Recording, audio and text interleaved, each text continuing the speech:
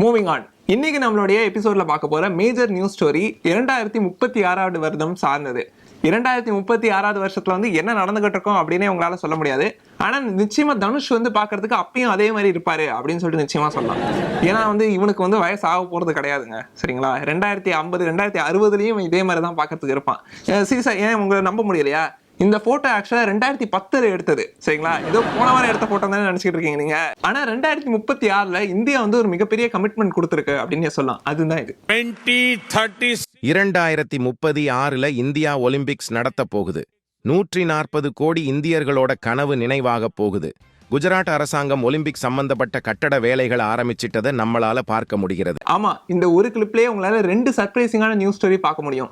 ஒன்னு, இப்ப 2024 Paris Olympics நடந்துகிட்டு இருக்கிற இதே தருணத்துல குஜராத்ல 2036 ஒலிம்பிக்ஸ்க்கு அவங்க கட்டடமே கட்ட ஆரம்பிச்சிட்டாங்க. இரண்டாவது, இதுல மோடி சொல்ற ஸ்டாட்டிஸ்டிக்ஸ் படி பார்த்தா இந்தியாவில் இருக்கிற 140 கோடி மனிதர்களுமே ஒலிம்பிக்ஸ் அப்ப இந்தியாவுக்கு வரும் அப்படின்னு தான் தினமும் கனவு கண்டுகிட்டு இருக்காங்களாம். சோ இந்தியாலேயே நான் ஒருத்த மட்டும்தான் ராஷ்மிகா மண்டோனா பத்தி யோசிக்கிறேன்னா, சி மேடம், நீங்க லவ் பண்ற விஜய் தேவர்கொண்டா கூட தினமும் நைட்டு ஒலிம்பிக்ஸ் எப்ப இந்தியாவுக்கு வரும், ஒலிம்பிக்ஸ் எப்ப இந்தியாவுக்கு வரும் அப்படின்னு தான் கனவு கண்டுகிட்டு இருக்காங்க. நான் ஒருத்த மட்டும்தான் இந்தியாலேயே உங்களை உண்மையா லவ் பண்றேன். இப்ப இருக்கிற பொண்ணுங்கலாம் எங்க ட்ரூ லவ் புரிஞ்சுக்கிறாங்க. குஜராத்ல இருக்கிற அகமதாபாத், கோதாவி, அதுக்கப்புறம் அதை சுத்தி இருக்கிற கிராமங்கள் எல்லாத்தையுமே சேர்த்து 250 ஏக்கர்ல இந்த ஒலிம்பிக் சிட்டி உங்க கட்ட போறாங்க. இது உண்மையிலேயே பெருமைப்பட வேண்டிய விஷயம் தான். இந்தியாவில இருக்கிற 140 கோடி மக்கள், ராஷ்மிகா மண்டோனா உட்பட, இதுக்காக சந்தோஷப்பட வேண்டிய விஷயம் தான். ஒருத்தரை தவிர. இந்த நிலம் எங்க முன்னோர்களுக்கு சொந்தமானது. நான் யார்கிட்டையும் வாங்கல. இப்போ இந்த நிலத்தை கொடுத்தா நான் சாப்பாட்டுக்கு என்ன செய்வேன்? என் குடும்பத்துல மொத்தம் 18 பேர் இருக்காங்க. இந்த நாட்களுக்கு முன்னாடி மாவட்ட அதிகாரி, கலெக்டர், மத்த ஆபீசருங்க எல்லாம் போலீஸோட வந்தாங்க.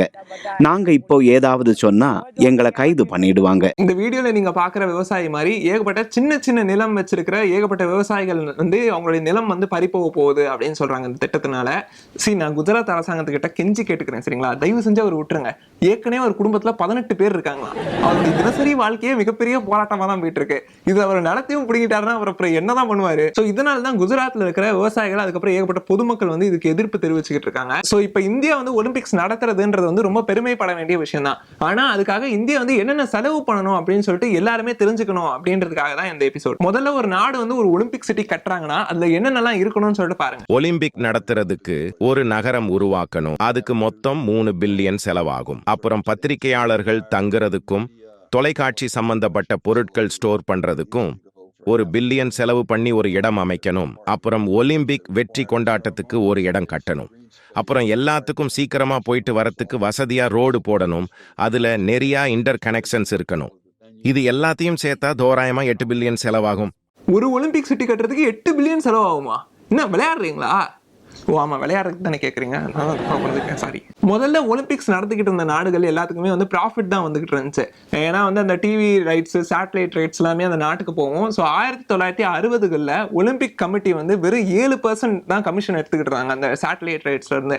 ஆனா இப்ப 2016 அவங்க 70% ரைட்ஸ் எடுத்துக்கிறாங்க. 70% அவங்க வருமானம் எடுத்துக்கிறாங்க. நீங்க நினைக்கலாம் எப்படி 7ல இருந்து 70க்கு வந்தாங்க அப்படின்னு நினைச்சீங்கன்னா அதுக்கு அவங்க யூஸ் பண்ண டெக்னிக் தான் இது. இதுக்கு முன்னாடி ஒலிம்பிக் கேம்ஸ் நடத்துற நாடுகளுக்கு தொலைக்காட்சி வாயிலாக வரும் வருமானம் உதவிகரமா இருந்துச்சு. அதுல இருந்து ஒலிம்பிக் கமிட்டி வெறும் 10% தான் எடுத்துப்பாங்க.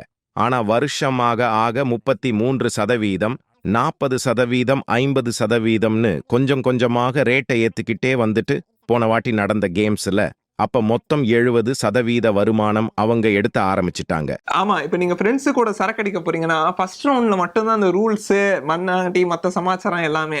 அடுத்து ரவுண்டு 4, ரவுண்டு 5 போயிடுச்சுன்னா எவன் கையில பாட்டில் இருக்கா அவன் சொல்றதுதான் ரூல்ஸ், அவன் வைக்கிறதுதான் சட்டம். ஹுக்கும் டைகர் கா ஹுக்கும். இதுல நீங்க நோட் பண்ண வேண்டிய விஷயம் இந்த ஒலிம்பிக் சிட்டி கட்டிட்டாங்கன்னா அந்த சிட்டி ஃபுல்லா ஸ்டேடியம்ஸா இருக்கும். இந்த ஒலிம்பிக்ஸ் முடிஞ்சதுக்கு அப்புறமா மெயின்டைன் பண்ணணும். இதை மெயின்டைன் பண்றதுக்காக மட்டுமே ஒரு அரசாங்கம் ஒரு வருஷத்துக்கு $30 மில்லியன் செலவு பண்ணணுமா. ஆனா இதுல ஃபன் ஃபேக்ட் என்னன்னா, பெரும்பாலான அரசாங்கத்துக்கு இந்த ஒலிம்பிக் எல்லாம் முடிஞ்சதுக்கு அப்புறமா இந்த ஒலிம்பிக் சிட்டியை வச்சுக்கிட்டு என்ன பண்றது அப்படின்னே தெரியாதான். அதனோட விளைவுகள் எப்படி இருக்குன்னு பாருங்க. Just 7 months after, வெறும் 7 மாதம் கழித்து பிரம்மாண்டமா இருந்த கட்டடங்கள் இப்பொழுது எப்படி இருக்கு பாருங்க. These crumbling facilities left vacant are the byproduct of a city struggling with எல்லாமே பாலடைஞ்ச பங்களாவா மாறிடுச்சு. சோ இப்போ குஜராத்ல இந்த மாதிரி மிகப்பெரிய ஒரு ஒலிம்பிக் சிட்டி கட்டிட்டு ஒலிம்பிக்ஸ் முடிஞ்சிருச்சுன்னா அதுக்கப்புறம் அதை யூஸ் பண்றதுக்கு இந்தியாலேயே இருக்கிற ஒரே ஆளு சுந்தர் சி ஒருத்தர் தான். மிஞ்சி போனா அரண்மனை 6-7 எடுப்பாரு. அவர் ஒருத்தருக்காண்டி இவ்வளவு செலவு பண்றது வந்து நியாயமாப்பா? சோ இந்த மாதிரி ஏகப்பட்ட விஷயங்கள்ல வந்து நாடுகள் எல்லாமே காசு அதிகமா செலவு பண்றாங்க அப்படின்ற காரணத்தினால இப்ப வர வர வருஷம் ஆக ஆக ஒலிம்பிக்ஸ்க்கு வந்து ஏலம் எடுக்கிறதே ரொம்ப கம்மி பண்ணிக்கிட்டு வந்துட்டாங்க எல்லா நாடுகளும். அதனாலதான் இது தெரிஞ்சுக்கிட்டு 2014 ஒலிம்பிக் கமிட்டியோட பிரசிடென்ட் தாமஸ் பேட்ச் வந்து 40 புது சட்டங்கள் வந்து கொண்டு வந்தாரு. இதுல என்ன ப்ராமிஸ் பண்ணியிருந்தாங்கன்னா, ஒலிம்பிக்ஸ் இனிமே நடத்தணும்னா சீப்பாவும் சஸ்டைனபிளாவும் இருக்கணும் அப்படின்னு சொல்லிட்டு தான் அவங்க கொண்டு வந்திருக்காங்க. இப்போ ஒரு ஆய்வின்படி இந்தியா வந்து ஒலிம்பிக்ஸ் நடத்துறாங்கன்னா இதுக்கு வந்து ஒட்டுமொத்தமா 8 பில்லியன் செலவாகும் அப்படின்னு சொல்லப்படுது.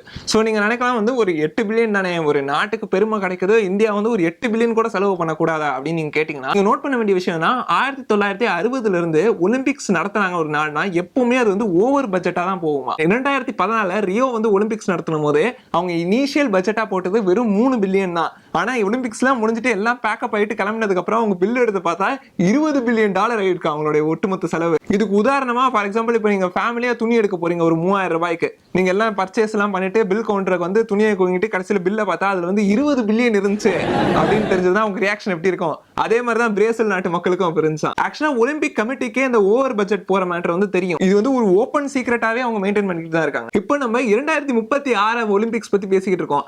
ஆனா இதுல உண்மை என்னன்னா, ஒலிம்பிக் கமிட்டிக்கு வந்து 2028லயே ஒலிம்பிக்ஸ் நடத்துறதுக்கு ஆள் இல்ல, ஏலம் எடுக்கிறதுக்கு யாருமே இல்லைன்னு சொல்லிட்டு அவங்க எந்த மாதிரி ஒரு டாக்டிக் பண்ணிருக்காங்க பாருங்க. இப்ப ஒலிம்பிக் நடத்துறதுக்கு நிறைய நாடுகள் முன்வராம இருக்கிறது ஒலிம்பிக் கமிட்டிக்கு ஒரு பிரச்சனையா இருக்கு.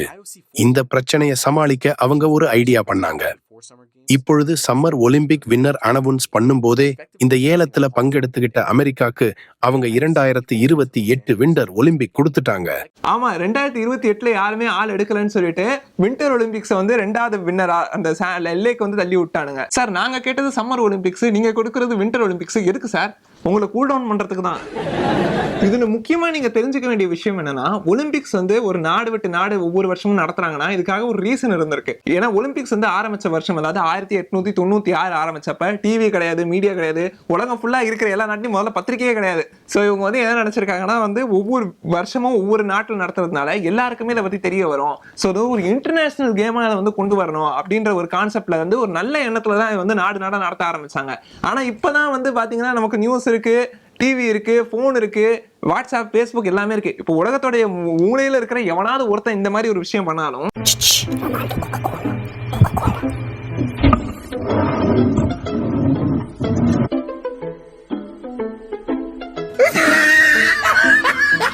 நம்ம அதை பார்த்துட்டு தான் இருக்கோம். சரிங்களா? இந்த கருமத்தையே பார்க்குறோம், நம்ம ஒலிம்பிக்ஸை பார்க்க மாட்டோமா? ஸோ இப்பயும் ஒலிம்பிக்ஸ் வந்து ஒவ்வொரு டைம் ஒவ்வொரு நாட்டில் நடத்தணும் அப்படின்னு நினைக்கிறது வந்து ஒரு அவுடேட்டடான ஒரு ஐடியாலஜி அப்படின்னு தான் சொல்லணும். ஆனால் இப்போ நீங்கள் கேட்கலாம், இந்த அவுடேட்டடான ஒரு ஐடியாலஜியை ஏன் இப்போ ஃபாலோ பண்ணிக்கிட்டு இருக்காங்க அப்படின்னு நீங்கள் கேட்டிங்கன்னா, இதுக்கு வந்து உதாரணமாக ஒரு விஷயம் சொல்லணும். இப்போ வந்து நீங்கள் பொண்ணு பார்க்க போறீங்க அப்படின்னு வச்சுக்கோங்களேன். இப்போ பொண்ணு பார்க்குறீங்க, எல்லாம் ஓகே அடிச்சு கடைசியில் பொண்ணு வீட்டுக்காரங்க கேட்குறாங்க இந்த மாதிரி, சம்மந்தி டவுரி எவ்வளோ ஓகேங்க? என்னங்க நீங்கள் டவுரி தான் கேட்குறீங்க? டவுரிலாம் அது வேணாங்க, என்னங்க இப்படி கேசுங்க? ரொம்ப நல்லவங்களா இருக்காங்கல்ல, கல்யாண செலவு மட்டும் நீங்க பாத்துக்கோங்க, மற்றது உங்களுக்கு வேணாம். மண்டபம் புக் பண்றது, அந்த பந்தி ஏற்பாடு பண்றது, பத்திரிக்கை அடிக்கிறது, இதெல்லாம் மட்டும் நீங்க பாத்துக்கோங்க, மத்ததெல்லாம் எங்களுக்கு எது வேணாம். சம்மந்தி அப்ப நீங்க அது வந்து நாங்க வேணா ஐஸ்கிரீம் கவுண்டர் பாத்துக்கிறோம். ஓ, ஐஸ்கிரீம் கவுண்டருக்காக செலவு பண்ணுங்களா? இல்ல நீங்க ஐஸ்கிரீம் கவுண்டருக்கு செலவு பண்ணுங்க, நாங்க அதை பாத்துக்கிறோம் அப்படின்னு சொன்னேன். ஓகே.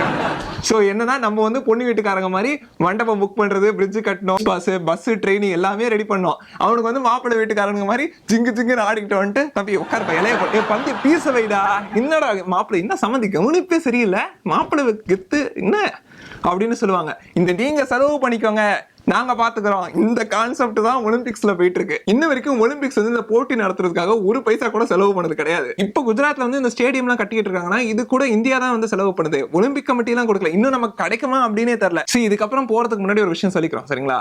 ஒலிம்பிக்ஸ் மோசமான விஷயம் கிடையாது. ஒலிம்பிக்ஸ் நடத்துறவனுங்க சில தப்பான விஷயங்கள் பண்றாங்க, அதை தான் சொல்ல வரோம் சரிங்களா? இன்ன வரைக்குமே ஏகப்பட்ட பேர் இந்தியாவில் இருக்கிறவங்க வந்து எப்படியாவது ஒரு வாட்டியாவது ஒலிம்பிக்ஸ் போகணும், எப்படியாவது விளையாடணும், நாட்டுக்காக வந்து தங்கம் ஜெயிக்கணும், பெருமையை கொடுக்கணும்னு சொல்லிட்டு ஏகப்பட்ட பேர் கனவுகளோட இருக்காங்க. நாங்க அவங்களுக்கெல்லாம் வந்து என்ன சொல்லிக்கிறோம்னா வந்து ஒலிம்பிக்ஸ் முக்கியம் சரியா? அதனால எந்த விதத்துலயுமே ஒலிம்பிக்ஸ் தப்புன்னு சொல்லல, ஓகேவா? கப்பு முக்கியம் பிகிலே, சோ இது வந்து ஒலிம்பிக்ஸ் நடத்துறவனுங்க பண்ற தப்பு. சோ ஒலிம்பிக்ஸ் கமிட்டி ஆளுங்க பண்ற ஃபர்ஸ்ட் மிகப்பெரிய உருட்டு என்ன அப்படின்னு தான் பார்க்க போறோம். 1984 வருஷம் வந்து அமெரிக்கா லாஸ் ஏஞ்சலஸ் ஒலிம்பிக்ஸ் நடத்துறாங்க.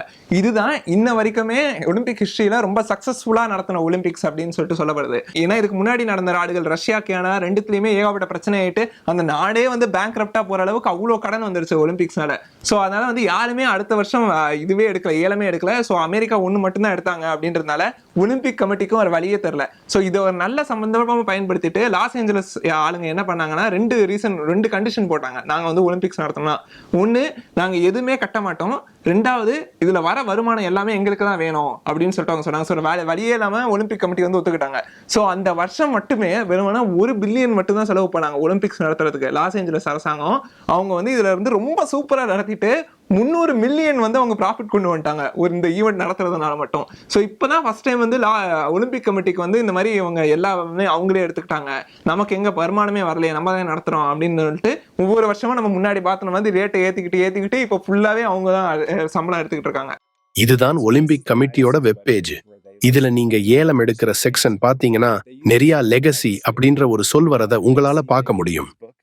ஒலிம்பிக் கமிட்டி என்ன சொல்லுறாங்கன்னா, ஒரு வாட்டி நீங்க ஒலிம்பிக் நடத்திட்டா அதன் மூலமா உங்களுக்கு ஏகப்பட்ட முன்னேற்றம் கிடைக்கும், டூரிசம் பெருகும் அப்படின்னு சொல்லுறாங்க. ஆனா ஆய்வாளர்கள் கணக்கெடுத்து பார்த்தா அப்படி இதுவரைக்கும் நடந்ததா எதுவும் காட்டப்படல. இவங்க சொல்ற இரண்டாவது மிகப்பெரிய உருட்டு என்னன்னா, ஒரு வாட்டி ஒலிம்பிக்ஸ் நடத்திட்டா உங்களுடைய ஊருக்கு வந்து பயங்கரமான டூரிசம் வந்து ஜெனரேட் ஆகும், ஒவ்வொரு வருஷமும் அப்படியே டூரிசம் இன்க்ரீஸ் ஆயிட்டே இருக்கும் அப்படின்னு சொல்றாங்க. ஆனா ஆய்வாளர்கள் எல்லாருமே இது வந்து மிகப்பெரிய ஒரு பொய் அப்படின்னு தான் சொல்றாங்க. ஆக்சுவலா இது சொல்றதுக்கு ஸ்டாட்டிஸ்டிக்ஸ்லாம் தேவையில்ல. இன்னைக்கு வந்து நம்ம ஊர்ல யாராவது வந்து மச்சான் வாடா வேன்கூவர் போலாம், எதுக்குடா வேன்கூவர் போனோம், டேய் 2010 அங்க ஒலிம்பிக்ஸ் நடந்துச்சு பார்க்க வேணாமா, டேய் 2010 அங்க ஒலிம்பிக்ஸ் நடந்துச்சுன்னா என்ன 14 வருஷம் கோமால இருந்தியா, இப்போ வந்து கூப்பிடுறேன். டூரிசம் கூட விடுங்க, 2016 ஒலிம்பிக்ஸ்ல வந்து ரியோல நடந்த போது அப்போ ஒரு ஸ்டேடியம் யூஸ் பண்ணாங்களாம். அந்த ஸ்டேடியம் வந்து அதுக்கப்புறம் இன்ன வரைக்கும் அங்க ஒரு ஈவெண்ட் கூட நடந்ததே இல்லையா. சோ இந்த பிரச்சனைக்கான சொல்யூஷன் தான் என்ன அப்படின்னு கேட்டீங்கன்னா, நிறைய ஆய்வாளர்கள் சொல்றது ஒரு பெர்மனன்ட் ஹோஸ்டா மாத்துங்க அப்படின்னு சொல்றாங்க. ஒன்னு வந்து கிரீஸ்ல இருக்கணும், இல்லைன்னா வந்து லாஸ் ஏஞ்சலஸ் அமெரிக்கால இருக்கணும். இந்த ரெண்டு பிளேஸ் தான் இருக்கிறதுலே பர்ஃபெக்ட், இதை பெர்மனண்டா ஆக்கிருங்க அப்படின்னு சொல்றாங்க. ஆனா இது வந்து ஒலிம்பிக் கமிட்டி வந்து ஏற்க மறுக்கிறாங்க. ஏன்னா இப்போ அவங்களுக்கு கிடைக்கிற பெனிஃபிட்ஸ்லாம் பெர்மனன்ட் ஹோஸ்டா பண்ணிட்டா கிடைக்காது அவங்களுக்கு. இப்போ இருக்கிற நாடுகள் எல்லாருமே ஏலம் எடுக்கிறது குறைச்சிக்கிறதுனால ஒலிம்பிக் கமிட்டியோட மைண்ட் செட்டே என்ன இருக்குன்னா, 2030 அப்புறம் வந்து அவங்க பெர்மனன்ட் ஹோஸ்டுக்கே போயிடலாமா அப்படின்னு சொல்லிட்டு அந்த மைண்ட் செட்ல தான் இருக்காங்க. இதுல காமெடி என்னன்னா, இது எல்லாம் முடிஞ்சதுக்கு அப்புறம் தான் இப்பதான் இந்தியா வருது. சார்